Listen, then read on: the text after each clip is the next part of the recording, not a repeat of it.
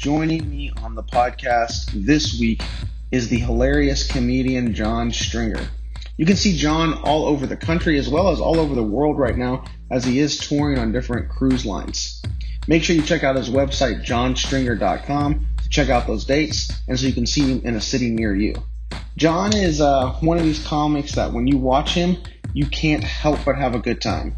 Jon tells me some amazing stories during this episode, and we also talk about what got him to become a comedian.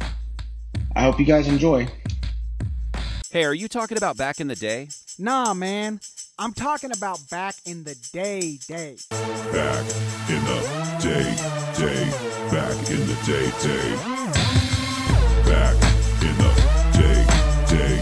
Back in the day. Joining me today on the Back in the Day podcast is stand-up comedian. You've seen him on Netflix. You've heard him on iHeartRadio. He tours all over the country on on cruise lines, anywhere, colleges. Where else did we say? Corporate events. Yeah. Anything that starts with a C, you've seen him there. Is Jon Stringer. How you doing today, Jon? Doing great, man. Great to finally be on your podcast, Yes, man. Michael. I'm so glad you were able to join us. Yeah. So we were talking a little bit before we got started. You just got back from South Carolina. Yeah. Right? Bluffton or Hilton Head. Hilton Head. Yeah. And I had never heard about it. And then I jump over to YouTube just to see what I'm getting myself into. I was told it was a retirement community and it had to be family friendly. Uh-huh. And I was like, no problem. You know, because doing cruises, you got 7-year-olds in the front row and you got 90-year-olds in the front row, and you got to be appealing to both. And so I did a little viewing online, just YouTube, and they're like, 5 things you don't know about Hilton Head. And after hearing the first thing I didn't know, I was like, shit. I don't, what was the first thing that you didn't know? It's like, don't go in. You won't be allowed in the front gate. And even if you get in, you're just going to get lost because none of the streets have names. It was like so uninviting. And not to mention, it's a fucking retirement community. Like, just what doesn't, tell me, when you got into comedy, did any of what I just say appeal to you as a performer? Not really. Not at all. Yeah. So I tried to do my due diligence and just do a little research on what I'm getting into.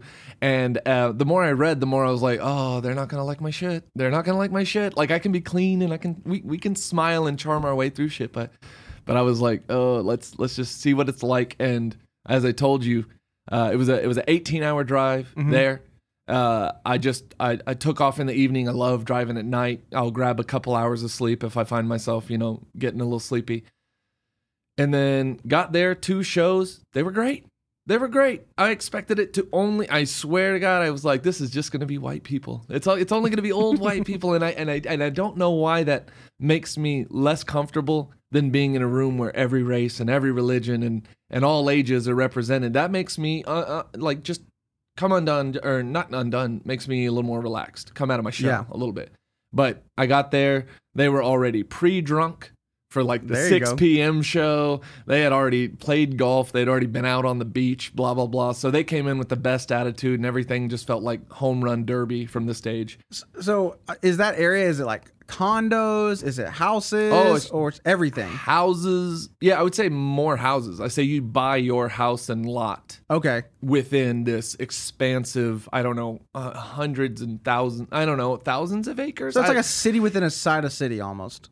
It is. Basically. It's an active retirement community. Okay. So yeah, you know what, if I retired around 55 or 60, I bet it would be a dream come true. Because everything is right there, and you have someone to call for everything, and it's all inclusive in your little membership or buying within the community. I'm picturing like the town of, I can only imagine what you're picturing. Yeah. Like I'm picturing it looking like the Truman Show or like Pleasantville, something like everything looks exactly the same. They have a live music venue. They have a theater. They have a movie theater that's just for them, but like a performance theater and a movie theater. So everything is within arm's reach. Most everybody's driving around in golf carts and those like mules and stuff. And as I got stopped twice by security guards on golf carts on my way to the gig once I got past the front gate. I even had the little ticket like, yo, I'm a visitor, but you don't get very far before someone's like, excuse me, where are you headed? Like, yeah, you don't fit in here, sir. You're not 55. Yeah. All right. Who are you visiting? It was great though. Yeah, it was like it was I'm never going to take stage time for granted after not having a stage for over a year. Yeah. So put me in front of kids, put me in front of, I do not care at this point. Just let me get the art out as much as I can, work out some new stuff. So yeah, not ideal, not what I signed up for, but then they were like, but we'll pay you this amount. And I'm like, oh, I would love to do that. I would love to do it. Can I do it twice? and when I was there, while I was there, everyone, I was getting like, oh, I bet you because they book a lot of older comics because they think they'll reach that audience better. But I was getting rave reviews on the way out. Everybody's taking pictures and hugs and autographs. Like, I did not expect this. And then the person who booked it came up and said, they request a dirty show. They always bring it up and we never want to step out there. But do you do dirt? And I was like, I do dirty and I can do dirty and not be visceral, not be not squeamish. Offensive, not gross, not shock value type stuff. It doesn't have to be about viscosity of different liquids, to get people to giggle. And I made a very serious pitch. I was like, bring me back. I'll be back here. I'll bring my wife next time. You can, because most people leaving my show are like, it was nice to meet your wife tonight, because that's all I talk about. But yeah, so I might get to throw some fucking dick jokes at a retirement community, which I'm all about. Yeah. That's awesome, man. Yeah, man. So before that, I was in, and the only reason I want to bring this up is because Hyenas, that's a great club, well-respected countrywide, and comedy club on state in Madison, Wisconsin. I think about these clubs that, like, if I were to ever open a club, I'm taking a little piece of this and a little piece of that. I came from Stir Crazy in Glendale, and man, that's a club. That's the owner is Tom Symes, and he is, as a performer, I'm OCD. When I walk into a space, I'm like, what's the seating arrangement? How are the lights? What's the sound? How are the stage lights and all that, and ambiance and music, and how do they drop check? Like, there's a bunch of little things that can add up to a really good show. Yeah, that's the best, most complete comedy club that I work. The way they handle everything. The one in Glendale. The one in Glendale. You can't have a bad show there, and I posted that as much. I've never had a bad show there, but if you have a bad show in front of this, like, very intimate, low ceiling, sat close, no dropped check. Everybody on the lineup is certified badass. Your host, your feature, which you headline sometimes, and the more you get out on the road, the less, the lower your expectations are for your openers, because it's less than half can even get the show rolling before you get on stage, and you'll find that most times you'll get up to close. And it's like, man, they barely moved the needle. Even some people have walked by now, never even saw me. Yeah, but there every time. And in Fort Worth, I was going to say Hyenas, they do a really good job of vetting their hosts and features. They got Ryan. Ryan Imperial. Yeah. So, it's just one of those clubs that when you're out there, you're going to remember me saying this. You're going to be like, oh, shit, this is a guy who gets it. He was a performer, and now he got to nerd out about his own club. And pricing it just right. All the food on the menu is fantastic. I can't describe all the details, but like, it's so good that you're like, man, I can't wait to come back. It's too bad it's only like every once in a year, every year and a half. Well, because the way that things are ran are so important. Like, I just did a show. I won't say where it was, but I just did shows a couple of months ago. We can talk road. About it if you want. If you don't ever want to go back there, because believe me, there are clubs that you work. That the first time you're there, you're like, I can't wait not to fucking work here again. No, because it wasn't a club, and I like the guy that put it on, but it just like I got you. It was one of their first shows that they had done since COVID. Got you. And so it's a small scene. So on the poster, there was like me and like 3 other comics. But that's not what happened. It was like me. Showcase? It was like me and like 90 minutes have elapsed and you're like, yo, am I getting on? Or what the fuck? And I finally went up to the guy that put it on. I was like, yo, man, how many more people are going up? Because we only had like 17 people to start with at the show. And they're about all gone. And I really just want to, I'm tired. Like, I just want to go back to my hotel. They don't want to see me. I'm going to be honest with you. They do not want to see me.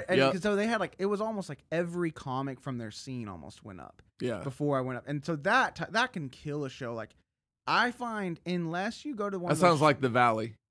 Really? That's how the Rio Grande Valley. It doesn't matter what lineup you're on. There are 3 people that you weren't told about and that weren't on the flyer. And then usually the host will do 5 minutes between everybody. Oh, that's what was happening that night, too. Yeah, They yeah. kept doing And I material. don't hate the Valley, but that's just what you expect. 1 or 2 things is not going to go as planned, and that place has my heart. So it's not like I'm ragging on them, but like, yeah, quick and concise. No, they don't do that. Well, because it's like, even if the comedy is good, and there's that many comics, it's kind of a workout for the audience to have to like start over. Completely see agree. a whole new other thing. It's a beating. There's some people that like that style where there's 10 comics coming up. I think only if the comics are really, really strong does that work. Yeah. But they have to be really strong. Yeah, almost contest format. Yeah. Where it's like 10 to 12, then get the fuck out of here. Because you got to keep it in that 90 to 100 minutes range. Every once in a while, you get a really nice crowd that'll go 2 hours with you. But give them a break. Yeah. Like, if you want them to love comedy and continue to support it, just let them off the hook. Don't beat them up. Nah, man. Because they're not coming back again. No. Because if 4 of those people were talking about They need one bad experience Yeah. to say, I went to a comedy show, it was awful. And that summarizes all comedy clubs forever in their mind. They're like, no, man, I went to a comedy show. It was terrible. That's Yeah. all. They just need one. Because I don't know what the stat is, but I know there's a very high percentage of people that when they're coming to a comedy show, it's that percentage of the people at that show, that's their first ever show they've ever seen. Yeah. So you don't want to ruin that experience, because if you have put on a show that's terrible, now you just 20, whatever that percentage is 20%, whatever we say. So let's say it's 20% of the crowd is a first time show goer. Now you've ruined comedy for 20% of that crowd. Yep. And it's already hard to build it enough. You know what I mean? People love talking shit when something doesn't meet their expectations. They're leaving with fire in their belly about fuck that. And everyone who had a decent time won't mention it. Everyone who had a good time might mention it once. Yeah. They might tag you in a post. Like, I can have a show that I just feel like everything came out of my mouth right. The performance was hot. The audience never relented. It was just all fun all the time. And I'm like, man, this is the night where I'm going to sell merch and get a bunch of followers. And it's single file line, like they're going in for a lineup at a police station. They're just like, they don't look at me and they exit, no handshakes, no nothing. I'm like, we didn't just share that. Like, what the fuck are you doing? This was amazing. What yeah, happened, dude? Exactly. And sometimes when you get the haha, what's next? That crowd where it's like, and they recover real quick and they buy all your shit and they're like, this was the best night out. And I'm like, well, you should have fucking told me when I was on stage. Dude, like, it's kind of like that. I'm in sales, right? And so like some of my customers that I'll absolutely do nothing for, like I talk to them for a couple of minutes, maybe, or whatever, and I didn't really do much work for them. And then they end up signing up or whatever. They'll hit me up like, oh my God, you were so helpful. And I'm like, what? We talked like for 13 minutes. And then other people that I spent months with that end up falling out or whatever. What is it? They'll hit me up like, I mean, I don't even really understand what it is that you do for me. I'm like, you don't remember the 3 months that I talked to you nonstop? It's weird. People are weird. What do you sell? I'm in real estate. So badass. I help people find apartments. Yeah. And it's like a free service. We don't charge people anything. All they have to do is write our name down. But there's a whole bunch of legwork in that. Yeah, for you. Yeah. So yeah, I would probably not be so nice if someone said, "What is it that you do?" Oh, they do it all the time. They'll be like, "Oh, I'm just trying to understand what it is that you do." Click. Yeah, Well, because like I said, like there's some people like it's like I have a conversation with them one time. I send them a list of places, say, "Hey, check out this one and this one," and that's it. And then they'll hit me back up. Hey, I went to this apartment. I put your name down. It's done. Thank you. They just so need much. direction. They just need a nudge. I couldn't have done this without you. And I'm like, well, you really could have. Like, I didn't really do that much. And then other people, it's like, called this property for you, made this list, did this, talked you through this, told you where you're going to need to get your deposit. All this, like, and then at the end, they don't get it. I mean, I just really didn't feel like you did anything. I just feel uncomfortable you getting commission off of me. Well, first of all, fool, you don't pay me anything. I don't get money from you. You don't pay me anything, dude. Not changing one penny. Yeah, it doesn't change anything about your life. Oh, that's so shitty. I had this lady, like 7-8 years ago, that was moving from Mississippi. Okay, and she was getting some smaller priced apartment, and she couldn't figure out how to fax all of her stuff. But for whatever reason, she couldn't fax to the apartment, but she could figure out how to fax it to me. I don't know. Makes no sense. So basically, and I don't do this. This is nothing I've ever done for anybody. I basically turn all her paperwork in for her. all that stuff. That's not something I do. I don't want to see your social security. I don't want any. No, of that. you probably popped into the office like, hey, not me. I'm just trying to be friendly. So good luck. I hope it's right, but don't call to me for corrections. Turn it all in for all this type of stuff. So my company, we give away an incentive. We give you either a rebate check or we help pay for movers. Yeah. Okay. If your rent is over a certain amount, you get a full free move. If it's under a certain amount, we give you a discount on the move. Very clear, something we talk about. Yeah. It's all over our website. It's not something we hide. Okay? Her rent amount was way under it wasn't even close. It was a couple $100 under the threshold of getting the full free move. Okay? Mm-hmm. So we were going to give her a $100 check. All right? So she's like, calls me up while she's moving. She's like, I'm over here trying to move in my apartment while your ass is in the air conditioner, just doing nothing. You didn't do nothing for me. I'm going down to the apartment right now, and I'm going to tell him that you didn't do anything. And I was like, okay, you know what? And at this point, I'm irritated. I was like, you know what? Actually, you know what? Don't call him. I'll call him. I'm going to call him. I'm going to tell him to not pay me. So I'm going to do it right now. I'm going to call him right now, tell him not to pay me. But here's the deal. When they don't pay me, you're not going to get your $100. So they're not just going to give you my money. They're just nobody's going to get anything. She goes, well, hold on now, Mr. Michael. You did help me out a lot.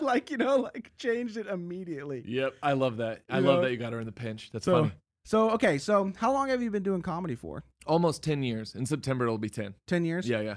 What about you? I'll say 10 years because I did it from 07 to 13. Okay. And then I took a break from 13 to 16-ish and then started back up again. Okay. So I'm right at almost 10. If you combined it all, probably right around 10. Hell yeah. What were you doing before that? Everything, man. I was an IT recruiter, a headhunter. How did you like that? Fantastic. Fantastic. I had to learn a completely different language. I had to deal with some of the brightest. I got to deal with some of the brightest minds in the world. And it was a really neat company because I didn't have to shamelessly headhunt at people for jobs that I was one of many people competing to fill the role. Okay. I got hey, we're looking for CFO. We're looking for VP of data warehousing at Dell, and they need to speak these languages. And I would reach out to 2 or 3 people in the world that could even fill that job. And it was a very honest plea. It was like, I see that you're working here. I have an idea of what you're earning and what your family is doing out there. And I don't want to be one to disrupt the happy time. However, a bigger company wants to pay you more to do the exact same thing. And they will pay for your move and your house and blah, blah, blah, blah, blah. I would get to make these very honest pleas. There's no headhunting about it. There was nothing shady about it. When I was given a job, it was one that I got to spend time and find the person, fly them in, show them the campus. It was rather cool. It was way cooler than what I had heard of IT recruiting. Okay. It was a mental, just gymnastics, just learning how to speak and maneuver within that space, which I am not computer literate, other than little video editing and that sort of thing. I do the essentials and everything that can be done on a phone. So back then I was like, oh, you talk C++ and Silver Cloud and I was like, what the hell? Now it's gone. It's like those 4 or 5 years of Spanish I took and 4 or 5 years of sign language I took. Shit's all gone. How long did you do that? How long were you recruiting? About a year and a half. So, okay, were you recruiting specifically for one company or were no, you no. Okay, yeah. Mac and Pentium, or not Pentium, AMD and Dell, just all of the larger IT companies in Austin. That's where I was. Okay. Before that, I was, and I really do love bicycles. I was a bicycle salesman. Okay. I worked for a corporate bike store, and I started as a sales associate, moved up to ops, sales manager, and GM real quick. I fucking loved it. I took a store that was about to close, and like you can probably sell something you love. Unfortunately, you're helping people find apartments, so it's not something that you're just like, I love helping people do this. But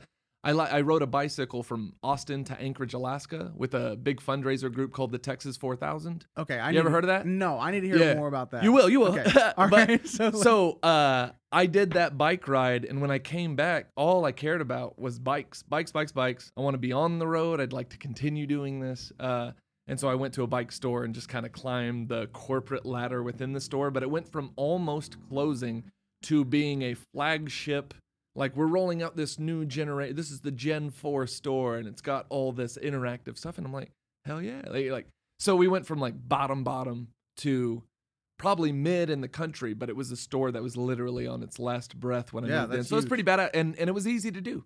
Because here's something that I didn't know. All the bicycles, and I when I say all, I mean like 98% of all the bicycles are made in Taiwan.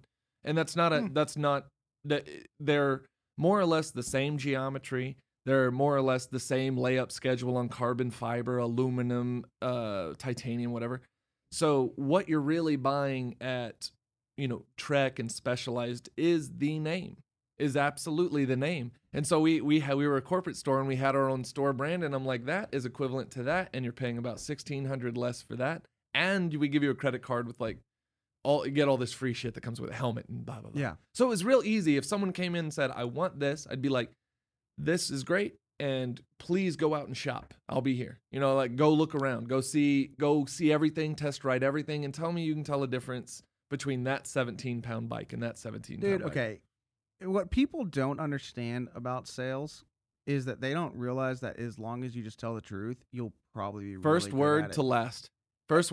Like all you're doing is being an advocate for their purchase. That's it. All you're doing is saying, what is it that you're after? I can help you achieve that and remove all the lies and stops in between. And if you have questions along the way, I want to give you those questions, but I'm not getting paid more to sell you more. Have you done a lot of sales jobs? Yeah, I did. I had to try it. I did. I sold cars for 3 months. I was great at it.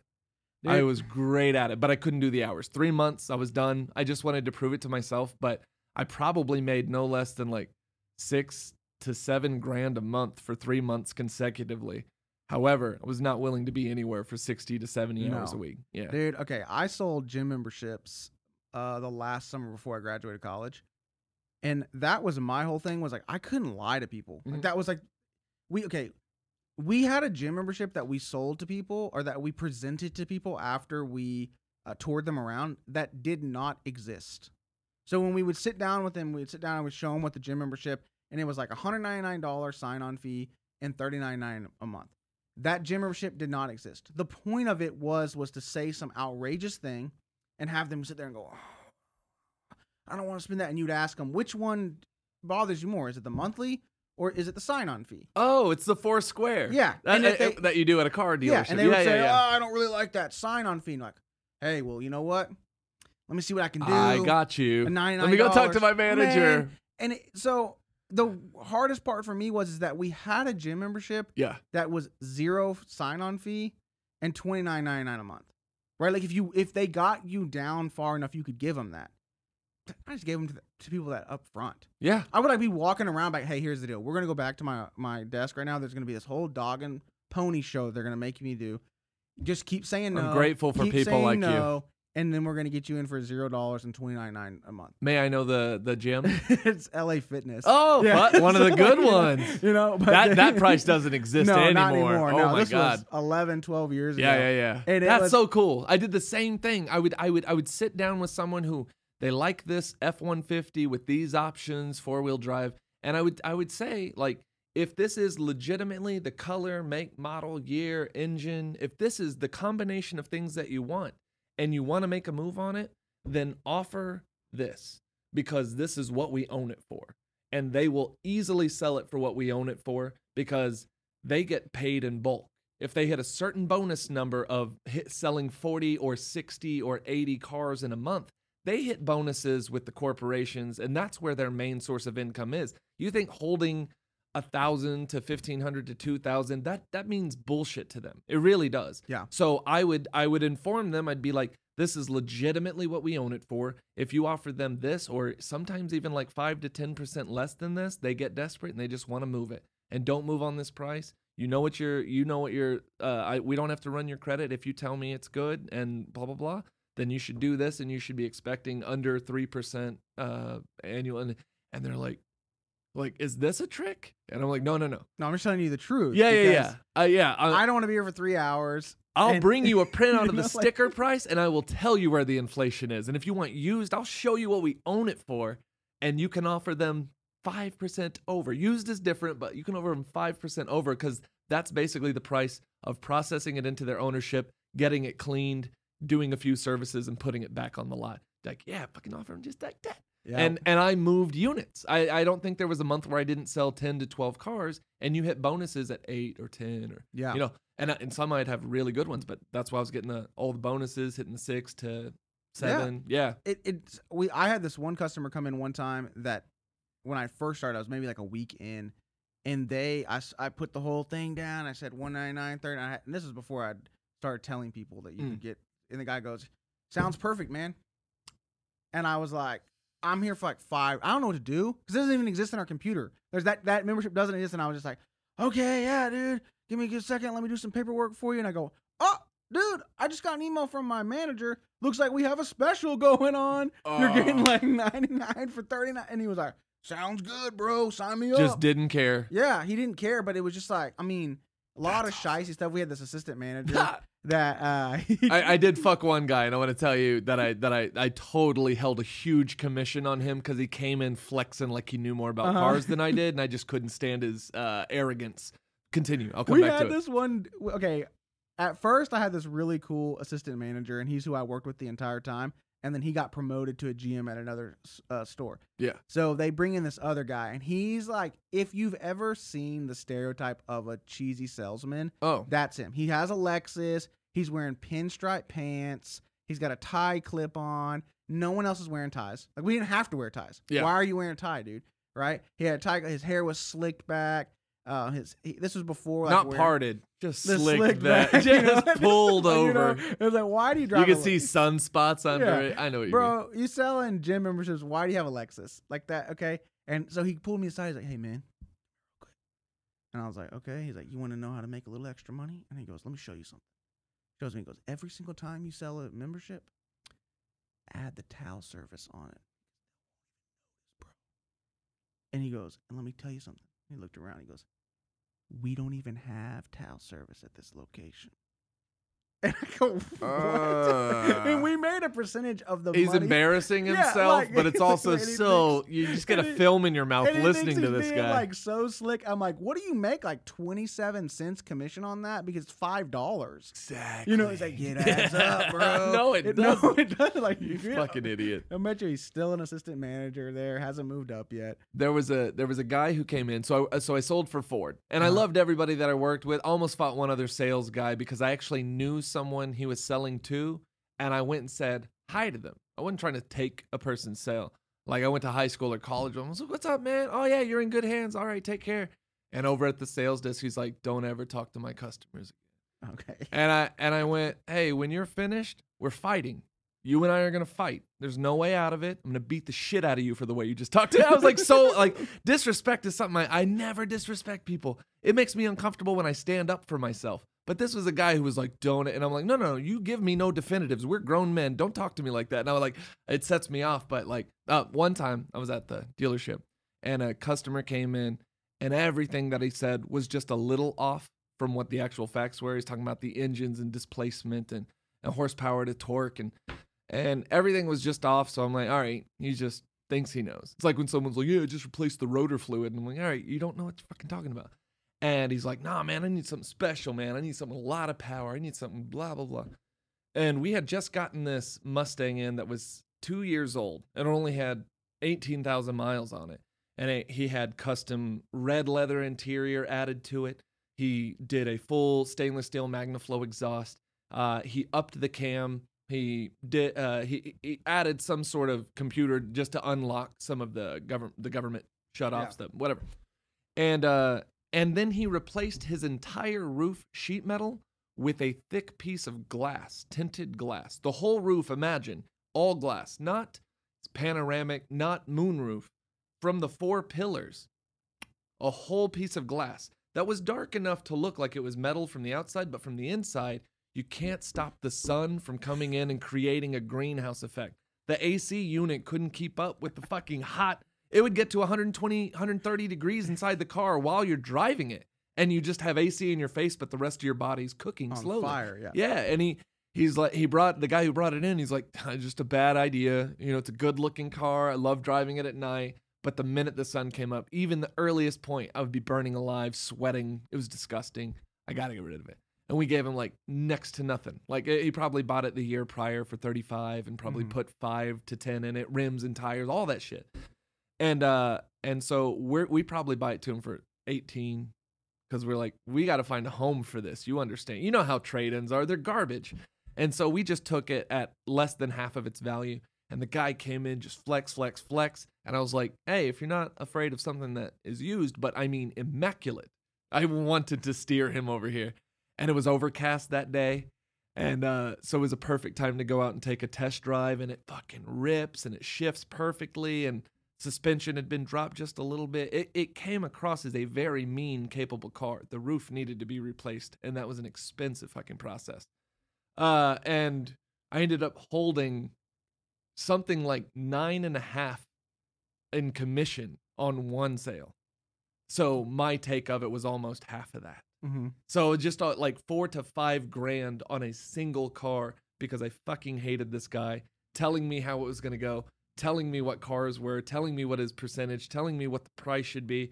And I was like, oh, you want it for $32? I'll see what I can do. Like, fuck you, man. It was the only time I was ever like, yeah, I don't like you. Like, so you're in what did you go to college for? What's your degree?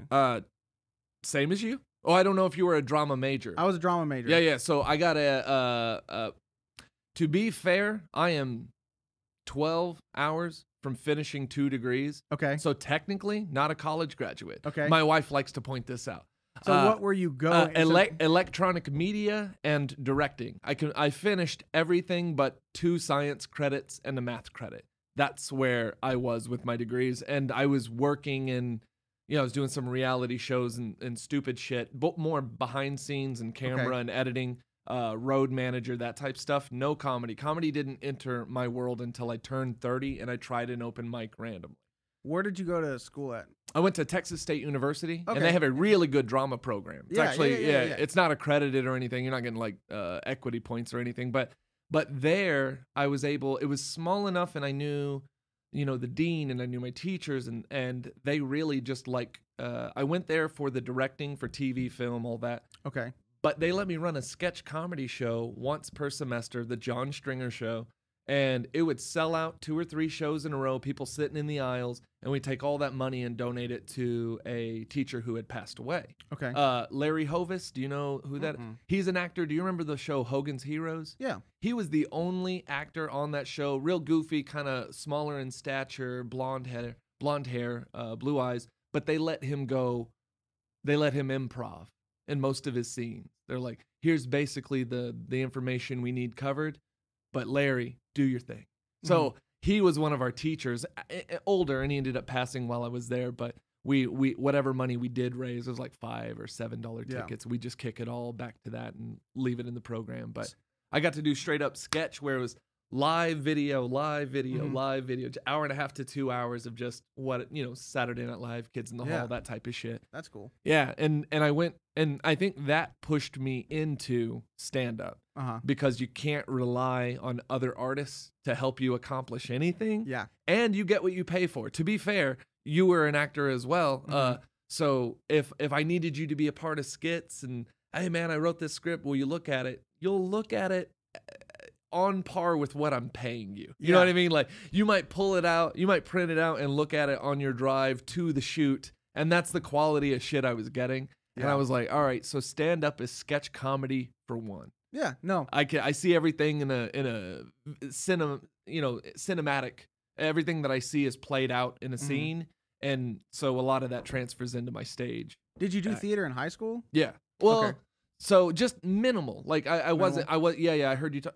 I listened to the Ralph Barbosa one before this. What up, Ralph? But yeah, in high school I did choir. Okay. I did drama. I did just a little bit of drama because I thought it was nerdy as fuck, but choir was fine. Choir was totally acceptable. I was just like, man, they're so nerdy over there. They are nerdy. But I was like, football, basketball, track, wrestling, anything, any extracurricular, Channel 1 news, anything that we could do, I was into. But it just seemed like theater seemed like such a an investment, and you wouldn't be getting home. I mean, I'd watch all the buses go home when I'm at football practice, like what I wouldn't give to go home and eat mac and cheese and drink Kool-Aid. Like that was what I was thinking about as buses pulled away, and I'm just sweating already.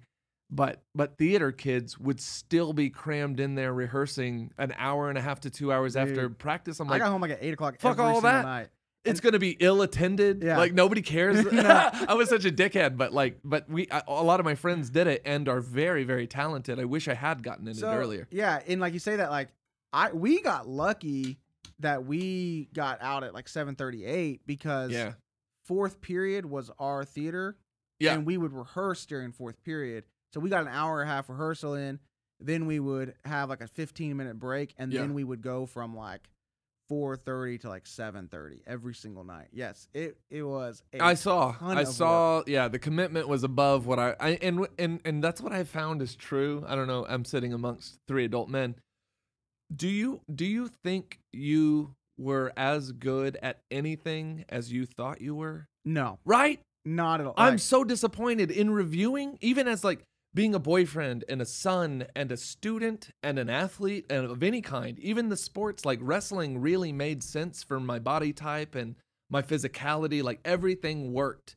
And even still, even climbing pretty high in wrestling, I was just like, yeah, I wasn't good. I was never good. I was decent. I was better than the people who were less decent. That's all it was, because anytime I stepped out to a place like Oklahoma to do like a freestyle tournament, it was like I'd never wrestled before. The people that were raised with it, that had fucking mutant ears. Like luckily I have no cauliflower. I did get some, we were talking about weird skin diseases you can pick up from wrestling mats, but like got ringworm and all those nasty, you could just sweep your hand across a wrestling mat and just get a handful of skin and hair. It was so gross. But that was a badass sport. It's still the sport that after that, football, basketball, track, it became easy. One of my roommates in college wrestled at OU. Okay. Yeah. And so serious wrestlers. Serious wrestlers. Yeah. Always have, and they call it funk, but it's actually herpes. It's not STD herpes, but it's just oral. It's on your head. It's likely. Yeah. It's usually on your forehead, whatever. You get it in weird places. And so it's just like a common thing that if you are around wrestling, you know that they get herpes. Like it's not like it's or whatever. So one of my roommates, he's dating this girl that's not in that life. She doesn't know anything about it. She's not a filthy wrestler. She doesn't. Well, she didn't grow up around wrestling. If you didn't grow up there's certain states that wrestling is not like Iowa, Virginia, Pennsylvania, Oklahoma. People wrestle in those states, right? That girl, not from one of those states. She doesn't know anything about wrestling, right? So one of the other like girlfriends is just openly talking about herpes. Like, yeah, they all have herpes. And that girl's just like, what? You left some shit out. See, I hadn't heard that everybody had herpes. That must be like, I was at the high school level, so maybe it wasn't as scummy. Well, it's not. Yeah. It's not the STD. No. Yeah, I understand what you mean, but like, luckily, I haven't fucking had any weird sores pop up. But at Texas State University, I tried to continue wrestling there, but there was not a team. There was a club. Yeah, and it was coached by someone who was willing to come in and kind of donate their time.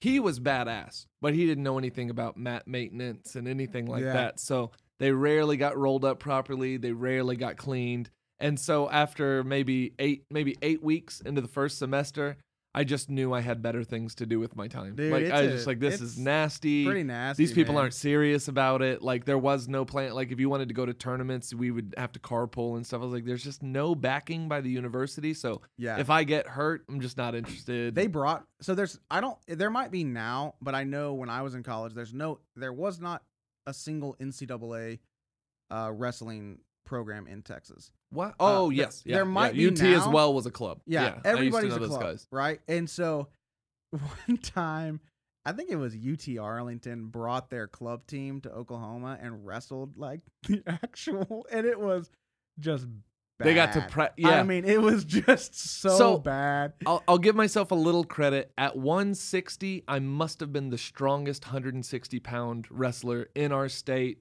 I would argue any state touching our state. I was a strong, fucking skinny person. 160 just feels like a mile away now. Like, it just feels so far away. But I would I would out physical, because all you need in Texas, a good inside shot, a good outside shot, a couple of escapes, and you need to learn 4 moves, but just know them without thinking. Mhm. And that was enough to propel me with athleticism and a few moves. That was enough to get me and win district and that kind of garbage. But one time I had one district, was going to go to state. I failed newspaper. Okay. Yeah, which was just a class. I failed it because I quoted a teacher.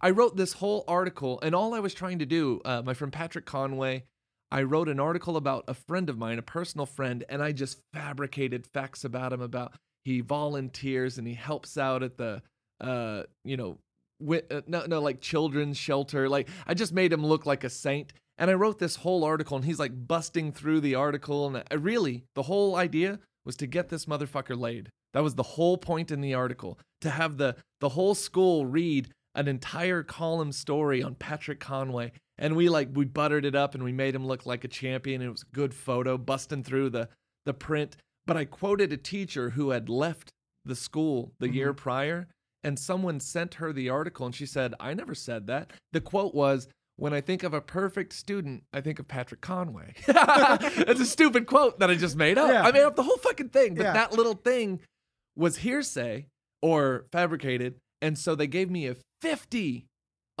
for the class, not like an 80 or, you just barely didn't pass, or you're going to get a C. Like, cut my grade in half for that little quote. So I couldn't wrestle. Dude. Fuck. Did you do tons of bits in high school? I feel like high school for me was just one massive bit. One of my friends was the president of like his senior class, who's a year older than me, and the president gets to do the announcements. Oh, okay. So he comes up to me one day, he's like, "I'm giving you an award today." And I go, "What?" He goes, "Listen to the announcements." And so he comes to the announcements, and he's like going over all the stuff. He's like, "I want to give a special shout out to Michael Pasvar, who was just named by Texas in Theater magazine as the top high school actor in the state of Texas." And just says that on the... Everybody in your room's like, holy shit. Makes up a magazine. Doesn't even exist, and then makes up that I got the award. There was this one guy who was in theater with me who was mad. Like, he was just mad about it. He's like, "That doesn't even exist." He was going around telling everybody, like, he didn't win that award. It was like my entire high school life was a bit, dude. We would do this thing where we would find things that weren't part of the dress code, and we would start doing them to see if we could get it in the dress code. So we started doing this thing where we would wear sweatbands on our wrist, little workout sweatbands that would match our clothes. And there'd be 10 or 15 of us wearing them all the time. And they told us that we couldn't do it because that was gang related. So then the next year it was in the dress code. And then we started doing this thing where we would put toothbrushes in our mouth that would match our clothes, and we would wear it. And they're like, "You can't have that. You can't have a toothbrush. You can't have a toothbrush. That's not sanitary." So then it was in the dress code the next year. And then we would do this other thing where we would do where we would we'd start, we'd go, "Oh," and it would just hallways, and it would go throughout the entire. We used to hooty hoo. Yeah, so we would hooty hoo, and it would just fucking echo down these halls. And we would go, "Oh," and then everyone else start, "Oh," and the teachers would run out on their walkie-talkies, thinking there was some kind of riot going on. We did, and so that our goal was to get it on the announcements for them to say that you couldn't do that anymore. So we did it long enough to where after 3 months or 3 weeks of it, the principal was got on the thing. He's like, "No more oohing during lunch." Funny. Just that was our entire high school being. So our one of our traditions, it was Austin High School, Stephen F. Austin High School in Austin, Texas. One of our traditions was a senior boy had to streak. Okay. I was that guy. I couldn't wait till my senior year. I did it junior year. I called in sick that day, so I wasn't going to be at school. I had my mom call in. I didn't even let my mom in on G code. I was like, "Mom, I'm not feeling well. You mind calling the office, say I can't be in?" So I lied to my mom, and she said, "Yeah, he won't be there." And then she went to work. She worked at a dry cleaners at the time. And then I had a friend pick me up during his lunch shift or lunch break. Pick me up. I wore shin guards like soccer. running shoes, and a ski mask. That was it. And so I snuck into school. I got to the bathroom closest to the cafeteria, what the fuck? Strip, fucking put everything into a bag. Not just saying this, my dick's a good dick. It's a good dick. I don't like to say, whatever. It's a good workable, it's in the range of usable size dicks. That's important for guys to know. Like if you ever hook up a friend, you want to be like, hey, you're not a micro dick, right? Let me know. But on this particular day, it's fucking cold, so I'm dealing with more or less an acorn on the bottom of my torso. So I'm sitting in the bathroom outside of the cafeteria, literally trying to stretch my dick to just like any size at all. And I'm, of course, rocking the high school bush because we don't know about trimming. I didn't know about trimming my junior year. I just had a full fucking fro. At any rate, I come out in a ski mask and the running shoes and shin guards. And we had my friends made like a fake fight happen down the hall, so all the hall monitors and security were down there. So I just like half-ass like jogged through a packed cafeteria, ran across a couple tables, ran out the back double doors, ran up to the highway, which was right outside of our loading docks. Had to run up a steep hill, and then apparently, at some point I looked back and I saw one of our security guards, and he's like, Mr. Cooper. He's like, I don't know. He's an athletic. He was young. I guess he was like 30, but he was a young athletic black guy, 65-year-old just sucking me up. and like now it's serious, like because I couldn't imagine a more embarrassing situation than to be like spear tackled in the lower back naked, brought back in. Yeah. You know what I mean? Like the whole thing was like, I found day. wings in my soul, man, and like and I was the only person that it could have been. I was the only person that looked like I looked naked. I don't know how else to describe it, but my body type was I have short legs and a long torso. And at that time I was virtually fat free, not bragging. I just had good fucking metabolism back then. So I was a ripped, built young man, and like maybe 3 guys in the whole school had that body type, but none of them had a hairy chest at 17. I was fucking it, And I make it to the car. The guy that picked me up for lunch break got in the car and we fucking peeled off, and then I had to come back because they knew who it was. So the call had already gone out to my mom while I'm in the car, like, hey, your son streaked school. No, he didn't. He's at home. He's sick. And they're like, well, we hate to tell you this, but he just ran naked through the school. And she called me and she's like, John, did you? And I was like, yeah, I did. And she's like, well, I'm not going to tell him. You're going to go and tell him. They say they need you up at the school tonight. And so I had to go back up after hours. We had like a late basketball game. And so I went to the office where they had gotten all the administration back together. And I went to the office and I was like, I can bring you the streaker. All right, but we got some demands. Because I knew they didn't have shit. Actually, no, this was held in like the coach's office. It wasn't even in it was down in the area where, it was down in the coach's office, because that whole wing of the school was open for the basketball games. People coming in and out of the school through there. And it was just a weird place to be, and I just had principal, vice principal, teachers, like all standing around me, and I was like, all right, I'll go get him. And I just walked around my chair and sat down, and I was like, all right, I did it. And there was I didn't get to walk the stage. No. I'm confusing that with another bullshit thing I did. We had a big alcohol party senior year that got everybody in trouble. My wife. Was she saying something about a receipt? Okay, cool. No. It was a week of in-school suspension, which was nothing to kids that don't mind getting in trouble. But they let me go to the basketball game, which we were the rowdiest fucking fans ever. When I walked into the gym, it was like, like everybody knew that I'd streaked that day and pulled off the impossible. And they let me stay for the game and bullshit and tell them, yeah, I'm not in any trouble. High five. Like, and I'm part of the reason that my school the very next year became zero tolerance. Cameras in every hallway. Yeah. Exactly. Like but we got it out of our system. Yeah. How old are you? I don't actually. I'm 35. Okay. I knew we were close, but I'm 39. Yeah, about to be 40. Yeah. So I'm right before everybody had a camera phone. Yeah. Like right before that. Like I had a camera on my phone, I think junior year, but good luck. Sasquatch was recorded on the same video. Good luck seeing anything on that. Yeah. I can't imagine people living this life. Like I talk about that all the time. Like there was a girl my sophomore year that she sent like a naked picture to her boyfriend. Ooh. And something happened though where she emailed it to him because I was to tell you would send something back then, right? But the way that it was sent, it ended up going onto the email ended up going to every single person that had ever emailed on our school's server. So I'm talking parents got it, Alumni teachers got it, kids, like everybody got this picture. And I just can't imagine that poor girl. And then something happened to where I guess maybe she didn't send it to her boyfriend, maybe she sent it to some other dude. I don't know what made this other girl mad about it. So she printed off all these copies, and we had this main hallway banister, and she walked by the banister and she threw like 150 of those pictures, and it was just titty pic just floating down the and I remember just walking by got him, like, got oh him, my need him, God. got him. Yeah. And I felt so terrible for that poor girl, like, but I'm sure stuff like that happens weekly now. Yeah. You know what I mean? Probably. Just like something just happens to where you get completely embarrassed because my best friend and I, we scaled to the top of our 3-story school and hung our underwear that we painted our initials on off the side of the building, like, and rappelled down the side. We snuck live farm animals into the building. So like we released sheep and chickens and ducks into the building, all stupid stuff that you've heard from movies and whatnot. Yeah. But we were resourceful.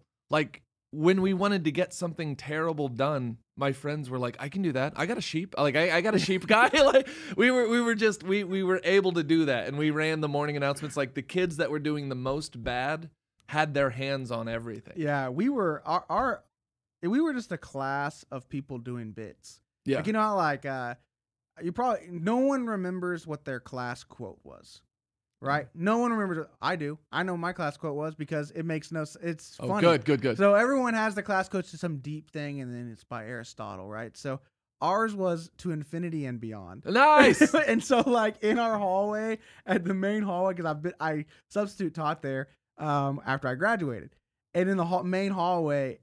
They have all the classes banners down, and it says like class of whatever, and then it has their quote, and then it says it, and then ours is to infinity and beyond. Buzz Lightyear, like, you know, just like It's inspirational. It really is, honestly. right? Oh man. That's so funny.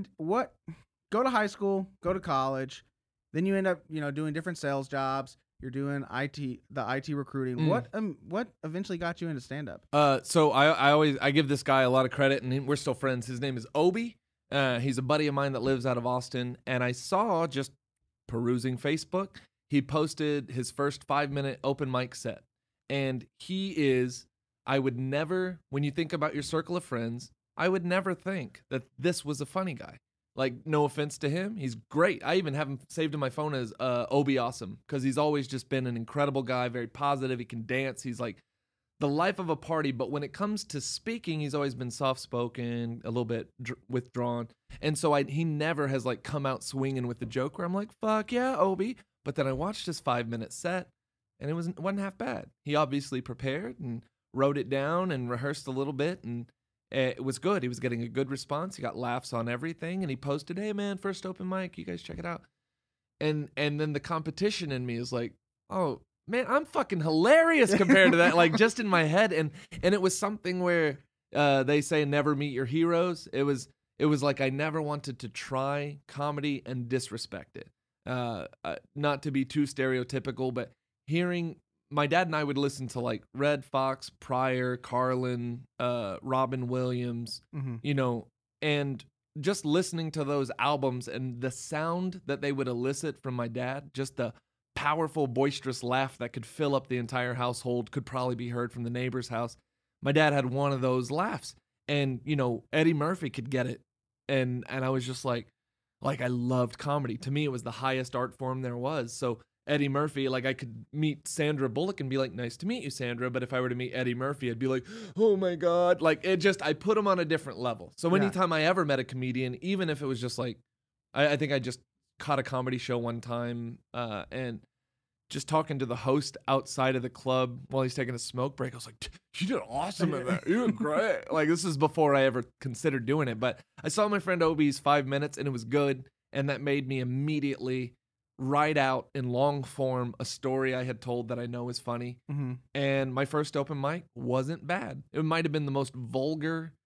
I mean, I can remember what I said, but it was just like, it was about dick sucking. It was about sharding if I pushed too hard. It was about muffling my fart noise with a wad of tissue paper so I don't alert everyone in the bathroom as to what I'm doing. It was like cringy motherfucker. Yeah. But I didn't invite a bunch of friends. I didn't pack it falsely. It was like it came across good energy, kept a smile on, and it pop.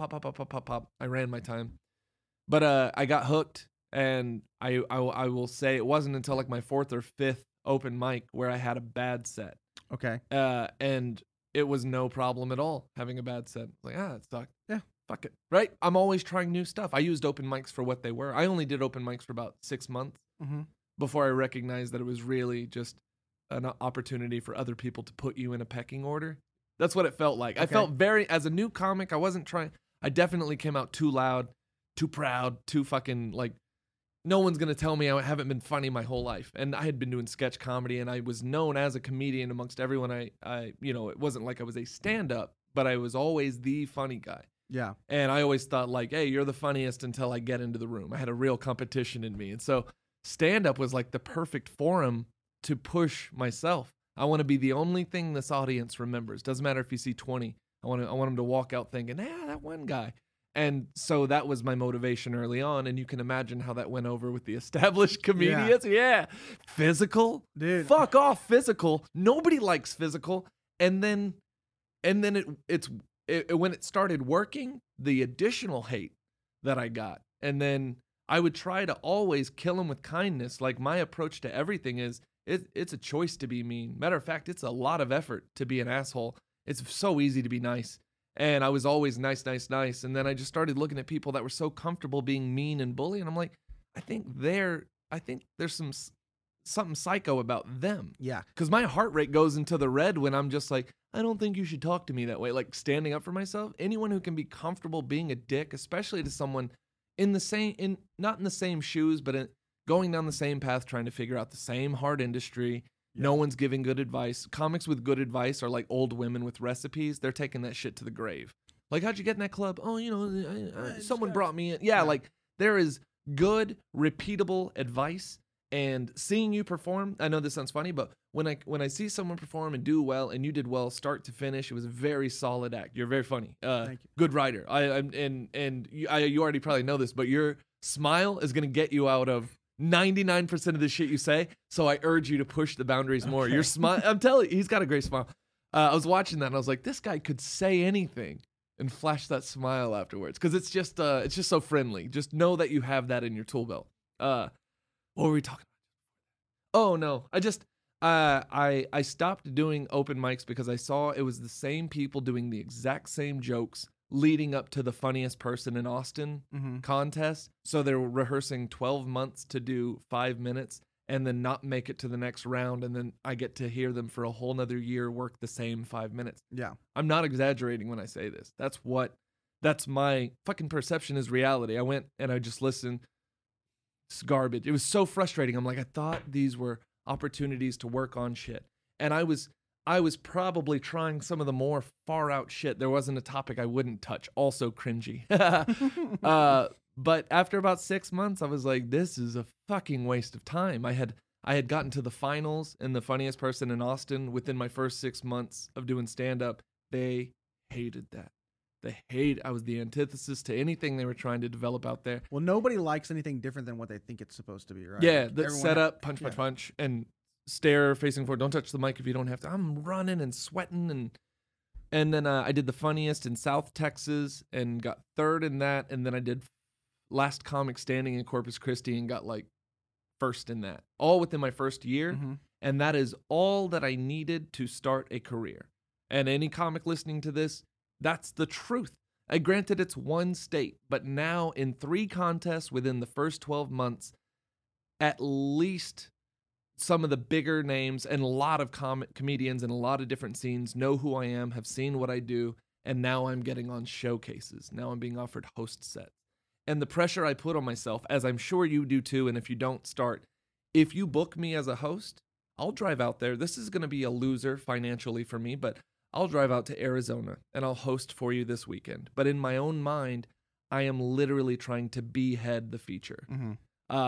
Your loyalty is to yourself. Every time you perform, you're auditioning to come back. That's what I put in my head. So if I'm coming out to host, I don't mind losing money, but I'm coming back as a feature. And if I'm featuring, I'm coming back as a headliner, or at very least a double headliner, a co-headliner. Yeah. So there was never a time where I had to host more than once, or the only club that featured me more than once was the Looney Bins. Mm-hmm. And they have a very, I'd say more of their talent is at the feature level than at the headlining level. And that may sound dickish. But there are people on the headlining level that need to go. The fuck, what a dickhead. They're just, like, you're gonna see it. Killing people. You're gonna see it in your career. You're gonna see comics that go up there and push play on their set and just cruise control through 45 minutes, and there's no passion, and there's no reading the audience, there's no deviation from the monologue. There is bob, good night. And I noticed that there were a few people that are on rosters, and the Looney Bins has a very, very talented roster. I sounded really bad, but I remember being paired with a few headliners where I'm like, oh my God, like that's not that structurally, none of this works. The story has no punchline, no direct. What's happening? And I realized it's just like, it's easy to get booked on the way up. It's difficult to get booked on the way down. These people have relationships they're in, which means they're here until they can't perform anymore, kind of thing. Yeah. And so that was the only one. You earn your headlining spot when you move to the headlining spot in Loonies, but some of the better comedians I know are still being held at feature, and it doesn't make sense to me, but I just put in my own mind, I'm like, I will not do this. I will not do this again. I'm coming back as a headliner, a co-headliner. Like, I don't know. I just needed it early, and I don't recommend this to anybody. When was the first time you did headlined, legit 45 to 60? Well, and how far were you in comedy? The first time I did it? Yeah. Like 2010, and I was like 3 years in, and I did not need to be doing it at all. Same. I was less than a year, and I was given at the Cine El Rey in South Texas, at McAllen, and they let me headline it, and I did 58 minutes. I basically took every joke I ever wrote and put it back to back to back, and I tried to make it cohesive. And I knew it was my first time closing, so I wasn't going to let myself be unfunny, so I just rehearsed and mined it for gold and found as much meat on the bone as I could. And I did 58 minutes. It would probably make me throw up if I saw it, but the crowd was great. They bought merch. They took pictures. And I was like, that's all I ever want to do. Like some comics want to pair up with a bigger name and get out there and grow their fan base like that. I never wanted to be anybody's opener. No offense to anybody else. There are some great names out there, but I didn't want to be the guy before Dave Chappelle, the greats. Anytime I hear like someone's like, oh, he's opened up for this person and that person. Well, if they're huge names, it just gets the audience being like, oh man, I wish Patrice O'Neal was here. Like, and so regardless, I love being unknown and consistent. Like I know that I'm not a household name. I know that I'm not a name at all. I don't even know who I am. So in that, I love showing up to a place where maybe they've not done their YouTubing or anything. Mm-hmm. And when they sit down, I beat the life out of them for 40. That literally is the fuel for my life. Yeah. Yeah. I don't know. So I needed to headline, and that was my own goal. And so once I got a taste of it, then it was like, then I need to feel worthy of that role. Yeah. And it was probably 5 years later that I was like, I'm a closer now. Like I'm still, every year I look back and I'm like, oh no. Now I'm a closer. I'm a closer now. Yeah. So, and then just about to be 10 years in, like, I think you're probably closer to your voice than I am to my voice on stage. Don't know, it's something about spending more time upstairs, like in your own thoughts. And I did so much lying in high school and college, just lying, that once I stopped lying at about 30, I know it sounds funny. It's not like I don't tell little white lies, but like the big lies where I was trying to impress people or make friends. Sure. It's something guys do. I don't know what it is. It's an inadequacy in us all, but I was raised poor, no money, blah, blah, blah. So I started lying from day one. When I noticed people had regular families and cars, I'd just be like, oh yeah, that's like our second car. And oh yeah, we have a big house, but no, you can't come over. Like, I just was a liar, and it was insecurity based. And so I would say sometime around 30, had a real bad breakup. I was with a girlfriend for a long time, was very dishonest with her, all the terrible things. And so I got to sit down and finally just be like, hey, here's what I've been doing. This is fucking terrible. It broke my heart, broke her heart. And I was like, all right, so let's not do that again. Like, you can choose to lie. So before you say something, let's run it through your brain and ask yourself if it's honest. Yeah. And it took like 2 years to think about what I'm about to say and how I'm about to deliver it. And I was single and I was dating and I was being honest first word to last with anybody that I might go on a date with. And really, like, so I would say that I only started to develop me, opinions, who I am, what I'm about, post 30. Sounds crazy. It sounds crazy, but I'm like, what did I know besides I just wanted everyone to like me and I wanted everyone to get along as a young man. And that persona just all the way into my adulthood, just like a guy, easygoing guy, friendly guy.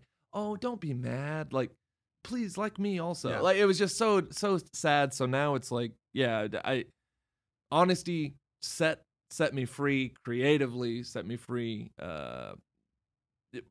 as far as the ability to love. Like, I didn't think I was ever going to be a boyfriend. I just thought with what we do, if we do it well, then we're going to be traveling 45 plus weeks a year. And so what human on the planet wants to date someone that's going to be on the road 45 weeks out of the year? And are they going to be secure enough being with someone who seeks attention for a living? Like, I'm seeking acceptance from rooms full of strangers for a living. How are you going to be secure? And if I'm dating someone, they're going to be cute. And of course, women get hit on 20 times as much as men get hit on. Yeah. So I met my wife at Wichita, where I'm going. I'm actually going to Wichita this weekend, the Looney Bin. And but I met her there on Tinder. And I cannot tell you how quick all of my, I'm never going to be a boyfriend and I'm definitely not getting married. But when you meet someone, you're married. So, but when you meet someone that puts a brakes on all that and calls you out on your shit and asks you just a few simple questions, I'm like, why is that the case? Yeah. Oh, so you don't believe anybody can do that? And man, I just fell so madly in love with her and deleted everything else. Like, if I were dating a girl at that time, I would just be like, this is a weird way to handle this, but I'd actually like you to delete my number for my benefit. I'm going to delete you, but I know me. Don't message me later. You know, that's how I've never closed a door on anything. If we made out in high school, we'd maybe make out in college again and maybe post-college. Like, I was a good guy and nice to people. I was never a jerk to women. So it wasn't like, yeah, I fucking hate you. But this was the time where it was like, hey, fuck you, get lost. Fuck you, get lost. I met someone, fuck you, get lost. Like, I couldn't, just to get out of here. I need to focus on this beautiful person. So, I mean, that changed the game. I don't know if you were married when you started comedy or if you started comedy. I started comedy, then got married. So, isn't it like a superpower? Like, when does she see it, your goal, the same way you see it? I mean, clearly, you're here at 9 p.m. Yeah, exactly. Fucking doing this, instead of being a husband. But and my wife's at home too, but she totally sees what I see, even if I can't put it into words, what I'm chasing. Like, I don't want fame. Yeah. But I already consider myself retired. I'm able to support my wife and I. She doesn't have to work. She is my manager, which is cool. That's a new development, but she runs that whole side of things. And if we're going to live this dream scenario, then I just want to be really fucking good at what I do and be very appreciative of these opportunities, because this is not work. I think it's more work to get the vehicle, the comedy vehicle rolling. But once it's rolling and you know the package that you have and like you know where you are now in your career, so it's probably a lot easier to put a price tag on it when they're like, hey man, what do you do for an hour? And you're like, oh fuck man, I'm pretty fucking good. You know, I'll just let you know where it is right now. I'm not the big names. You're not going to pay that price, but I'll let you know that it's solid. And it's just gotten. She helped me kind of see my worth, because we don't know. We'll take anything. We'll take a compliment for our comedy, where we have no sense of our value. Oh, we're getting the tips? Like, you're giving tips out? Sure, let's that'll go. work. Yeah. Drive to the Canadian border for $225? Absolutely. No hotel, no problem. Okay, I'll figure it out. I'll figure it out when I get there. Yeah. And those are gone. And now it's just like, if it don't make dollars, it don't make sense. Like, I'll do comedy for free. You're paying me to leave my house. So when someone offers me a gig, I really like being home, so it's real easy to throw out. Yeah. Even on a weeknight, I'm just like, I don't do that for this, and it's not cocky. Just I don't need it. I don't have to go do this. I'd love to do the show. Give me the opportunity, but I'm driving all that way, and I'm gonna Yeah. need a hotel, and probably gonna want to eat, and so yeah, just state plainly now what it is, and you'd be shocked. Just like right now, you're probably still doing the, you want 3 comics? Well, yeah, I mean, like 500, and that'll take care of me and the host and the feature. You know what I mean? Like you Yeah. put together these budgets that make sense in your head, but then when you think about, I'm driving down to San Antonio, we're carpooling, we gotta eat, we're gonna be home at 4 a.m. after the show. Why the fuck did I say 500? And now I'm throwing out prices where I just assume they're gonna be like, nah. I just throw it out because I don't care. That's so funny. I care, but it's like I don't.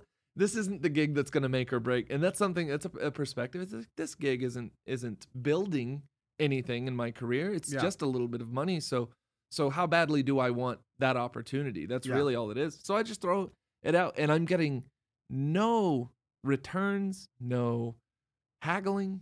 It's just a weird play, especially coming out of the pandemic, where when the pandemic was slowly starting to open and things were creeping open. Yeah, I was throwing those just like I used to, just like, oh yeah, like 500 and I can do it.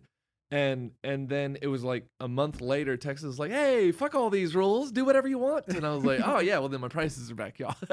Like I'll risk COVID, but let's discuss real money. Yeah, exactly right. So okay, so name of the podcast is Back in the Day. So each season I talk about like a different topic. This year I'm talking about first jobs or different jobs. You have what was the first job you ever had? Okay, so your dad will give you a few dollars here and there to like help paint a fence or blah blah blah. But first independent, I saved up. I bought like a $100 push lawnmower. Okay. And I walked it miles and miles, door to door, knocking on doors. I'll cut your yard for $20. Nice. And it was the shit. How many customers did you have? I mean, I was an adorable kid pushing a lawnmower and a gas a can and capable. How old were you? 7? 7? 8? Yeah, I'm dead serious. Okay. I was fucking out. I was out and about hoofing it. Like I would say 3rd grade. Yeah. So 3rd grade, 4th grade. I mean, now it's like, oh, that kid would be kidnapped. Yeah. Why? That kid shouldn't be knocking on doors. Exactly. But I just say, that was the fucking 80s or early 90s. I'd just be like, hey, I'm gonna go mow lawns. And they'd be like, okay. And I lived in an apartment complex. Like I had to keep this fucking thing in an apartment. But it was a good moneymaker. Another one, real simple one. And I did it around the same time. Nobody likes washing the outside of their windows. Okay. And I would do it. I would bring, I would carry a little fucking step ladder and have a little tool belt of fluids and wipers and a squeegee, just stuff that I bought myself. Uh-huh. And I go door to door and be like, hey, if I can use your water hose, I can clean all the outside of your windows for like $20. And they'd be like, yeah, because it's got like mildew and stuff. Right? And I'd pop off the screens and take my time and make it gleam and get $20. And that was just as early as I could do it. And so I did that probably for a couple years, put a little money away. I got to work at a dog kennel in Kingwood, Texas. Outside of Houston? Yeah. Okay. My dad and mom were splitting up, and he worked out at a dog kennel. And so I got to clean out. It was the fucking dream, to be honest with you. Like I got to clean up like 30 pens, but I also got to hang out with 30 people's dogs on the weekends. Like this is where they stick them when they go off on trips and stuff. And feed them and help with the breeding and raising of the pups. And even got to be that weird prissy little kid that ran around during the show dogs. Like we had a champion lab and a champion Springer Spaniel. And I was that prissy little motherfucker, like running in khakis and a sweater. It was a side of life I'd never seen before, but I knew animals and I loved animals. And so this was a dream. And I was like, to a kid, I was making like $150 a week. I don't know. That's a lot of money. That's a lot of money. Dude. Taking care of dogs. So I was like buying my family shoes. Like I'd go to Payless and get my dad a pair of work boots and my mom a pair of sneakers. I thought I was like being so cool. But my first employment where I was legally allowed to be on paperwork. Yeah. Just a bag boy at a Sun Harvest, which is like a Sprouts. Okay. And I mean, simple job, but there were I was the guy, and this is true all the way into this. If there's an odd job to be done, then people often will just look at me and be like, "Hey, John, you want to go get that dead bloated deer out from under the pier?" And I'll be like, "Yep, I got it." Because it's not whatever my job was supposed to be. It's something different. So I remember at Sun Harvest, a woman dropped a 1 or 2 gallon glass container of vegetable oil. And you can't clean oil with soap and water. Yeah. It just fucking was the worst. And it went under into like several aisles. But they're like, you know who would want to do this? It's John. It's his day off. Well, let's get him up here. Yeah. And I was that guy sweeping up all the glass and literally squeegeeing up oil. And one time at a restaurant, I had to push a bloated dead deer that was underneath a restaurant pier. I had to get into a paddle boat and fucking use an oar just to poke it out. Where was this at? Hula Hut in Austin. It's like a restaurant on a pier, and it smelled obviously dead deer, decaying carcass, and they're like, "Hey, John," and I was like, "Yeah, of course, absolutely." One time, a woman lost her wedding ring, dropped off the edge of the pier, and I fucking dove for like a half hour to 45 minutes until I found that motherfucker. For that person, and I was on the I was like a busser at the time, and I was like, "Hey, this woman is like broken into pieces. I get off in just like 3 hours. Is it slow enough for me to clock out?" And they're like, "Yeah, why?" And I'm like, "I'm gonna go help her find her ring." And they're like, "Yeah, do that." Yeah, they're just people wanted to see me do weird shit, and there was nothing I would not try. So, do you have any stories about a job that you either got fired from or quit inappropriately? So I've only been fired from one job. Okay. It was the San Marcos River Pub and Grill. Okay. I was in college, full-time student, joined a bunch of extracurricular, and had a full-time job. So there was not really, this is in that please everybody, be involved in everything. So this was in the time of me not finding out who I am, just keep working. And I was a bar back and then transferred into bartending. And the rule at this restaurant was, when you're done with your shift, either change your shirt or turn your shirt inside out, and then you can have a drink. Okay. Well, and I'm still friends with him, James. He's on my Facebook and all that. He doesn't work there anymore. But he got me fired. This motherfucker, yeah, and I would tell him to his face, I don't care. He would just get wasted on the clock. And so either I'm making most of the drinks, I'm cleaning all of the drinks, I'm bussing all of the I'm doing 80% of the work, and I'm going to split tips with this drunk motherfucker at the end of the night, and that pissed me off. So, and he's the boss. He is the GM's husband. And so I come into work once, and I can already tell he's a little tipsy, and I'm like, "You're fucking drunk, man. How about this? How about when you clock in, you turn your shirt inside out, because I do all the work." And the next day I had no fucking job. And it felt good though. Like, who cares about that? Like, I worked so hard there. I routinely drove the owners who were too drunk to drive home, and had someone follow with their car. Like, they were just over the top shit that I would do. And I'm like, I'm tired of making money for you, goddammit. Yeah. And I love him now. Like, but I would tell him exactly how I said it. Like, "You're a fucking drunk, man. Like, stop. Just stop doing this." That was the only one that I got fired from. There's one that I quit. I've never left a good job for a better job. And I was at that bicycle store, and I was a sales manager. And I was going to go over to IT recruiting. And what they were offering, it looked like no matter how I spun it, I was going to make 80 to 100 grand my first year there. I had never earned, 30 might have been my highest earning ever in a year. Yeah. And that was great for my lifestyle. So to hear what was possible, I'm like, whoo, yeah. And I love working at this bicycle store, and it's all easy, and I know it like the back of my hand. But I talked to my regional manager, Kim Ross, and I was like, "Kim, I'm being offered this opportunity and blah, blah, blah, and they want me to get started. So I wanted to give you, I'll give you a 4-week notice, and I can train as I exit." And then she's like, "How much do you need?" And I was like, "What do you mean?" She's like, "How much do you need to stay?" And I was like, I've asked you for raises like 2 times, and you said it was impossible." And she's like, "How much do you need to stay here?" And I was like, I don't think you can reach it. And she said, 40, 50, 60, just tell me. And I was just like, you just doubled what I earned. And I've asked for a raise Every 2 year. times. I was like, I'm sorry, just based on principle, I can't fucking do it. Kim, I really liked you as a manager. This is more upsetting that you're offering me $20,000 more than what your GM is making right now. Like, what is happening? And so, yeah, that was the only one where I'm like, is this how the world works? Like, honestly, like when you don't need the person at all anymore. I guess there are lessons to be learned there. Just too dense to learn them. It really is, man. It's interesting, like these companies where it's like, well, if I was worth this much, now that I'm out the door, why didn't you do it whenever I was actually here to try to keep me? Yeah. You know what I mean? Like, yeah. It's like, so the money's there. Let's do it like now. Let's not do it when I'm out the door. You know what I mean? Yeah. All right. So last question for you. I'm ready. All right. Money is not an option, right? Money doesn't matter. You don't have to pay rent. You don't have to have, that doesn't matter. Time's not an issue either. Okay. Besides comedy, what's the one thing that you would want to do?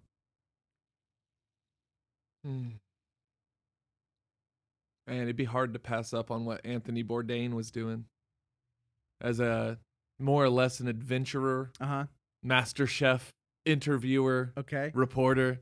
Because it's not comedy is still the least of what I do. I'm a husband, so far ahead of what comedy is, and I know it's a shift that you make internally, emotionally when you get married. So it would either be like another, because travel is it, and you can only gain multiple lives of experience through other people's experiences. I can only live this one life, so your self-report and these types of conversations are going to cue me into where you traveled, how falling in love felt for you, how having your heart broken felt for you. These are the things that matter. So anything that I could travel, yes. If I had to like make it just very, very specific, I think I'd love to purchase and renovate turn of the century architecture. So like old homes, old commercial buildings, keep as much of the original integrity in the building as possible and just update it for the next generation. So, HVAC is modern, plumbing is modern. So but just keeping beautiful things. Yeah, keeping beautiful things, because America right now is doing its best to demolish and sweep history under the rug. And we don't have a culture. America has no fucking history. Like, we've got a little bit of history and a lot of it's cringy and embarrassing. It's not that I'm not a patriot. I am a patriot, but we're terrible to people. We've been terrible for a very long time. And so we're trying to sweep racism under the rug, misogyny, fucking all this. And so I'd rather not. I'd rather trudge up the painful past, make people face it.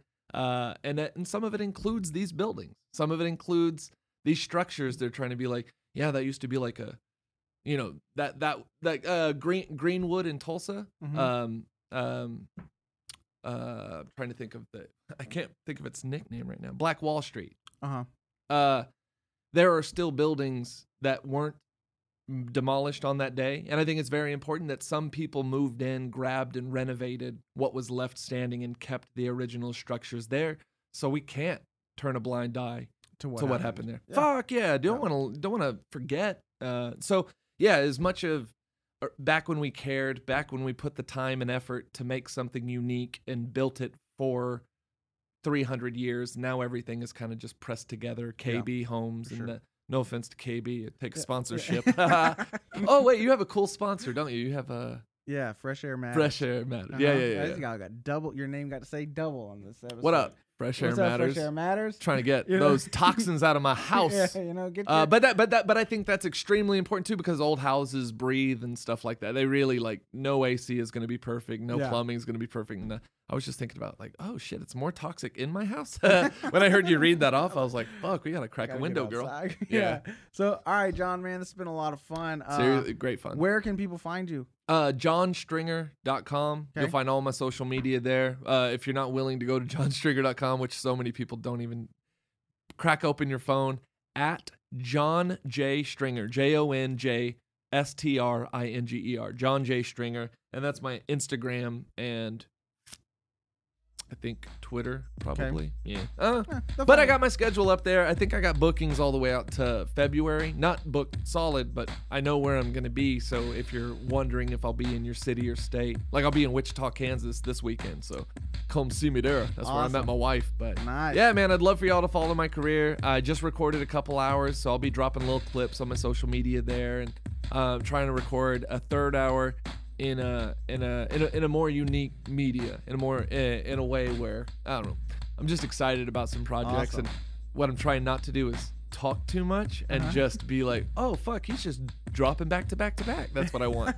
I want it to be like, what the fuck is this? All right. Well, guys, make sure you check out Jon. Go to his website. Check him out on social media. You can follow me on Instagram at HeHeMikeP. I would throw my Facebook out, but remember I told you guys I got hacked? They stole my my comedy page. What? I don't have access to it anymore. For real? So it still exists, but I don't have access to it anymore. So check me out at michaelpasvar.com. Make sure you guys subscribe and like the podcast. You can see me at Rollertown Beerworks in Salina, August 14th. I'm trying to throw some dates out that are further away because this episode won't come out for a while. August 14th in Salina at Rollertown Beerworks. August 26th in Abilene at Tequila's. And that's it. We'll see you next time, guys. Back in the day. Back in the day.